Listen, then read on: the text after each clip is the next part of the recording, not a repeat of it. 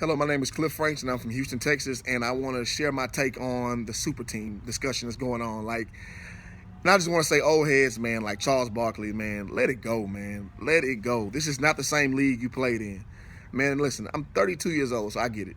The competition era was marvelous to watch. Guys like, and I even go like, second tier guys like John Starks. It was good to see his passion. Reggie Miller, Kobe, Jordan, Isaiah, Magic, you name it, man. Like, guys out there laying it all on the line, and like that was very, very fun to watch. I mean, that's kind of how I even molded my game. I played Division I sports, so I get it.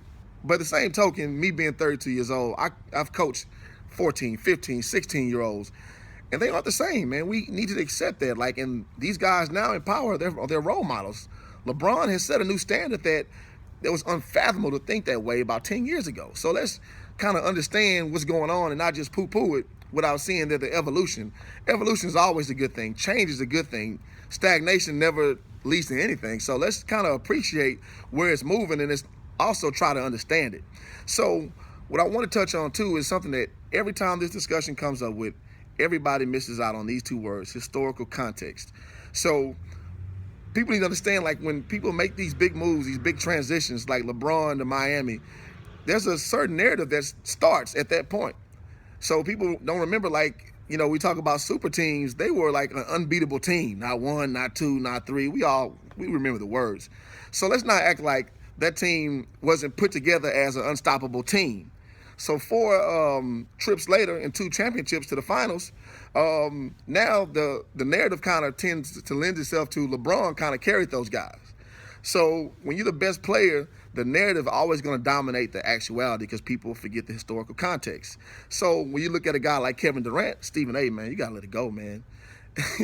He's trying to win, man. So when you win, I'm telling you, it absolves all that. So you can't have LeBron have his cake and eat it too, but then you poo-poo on a guy like KD for trying to do the same thing.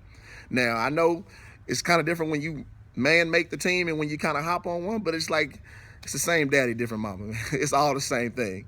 And also, when you look at LeBron in Cleveland, let's not act like LeBron didn't tell Dan Gilbert pretty much, hey, man, you want me to come? That Kevin Love kid, you might want to sign him. And that's what happened. They got rid of Wiggins, and we saw what happens. Another Big Three team. Yeah, they lost the first year in the finals, but they won this year. So it just goes to show, man, you put a dominant team together, that's the rubric now. And so the rhetoric now is LeBron did it for the land. It's not that, the Big Three did it. So all those guys were healthy this year, but the rhetoric is LeBron won it. So you think Kevin Durant don't want a piece of that pie? What's wrong with Kevin Durant getting some of that?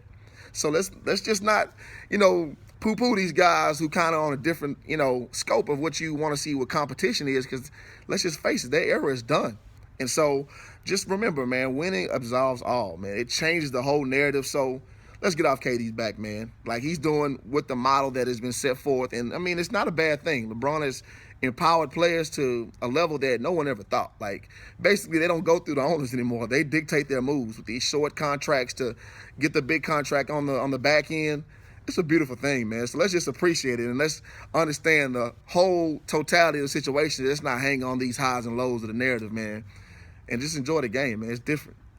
Doesn't make it bad. Doesn't make it good, per se, but it's different. And it's entertaining. We all love basketball, so let's not act like, this is some anomaly that's hurting the game. It's a good thing.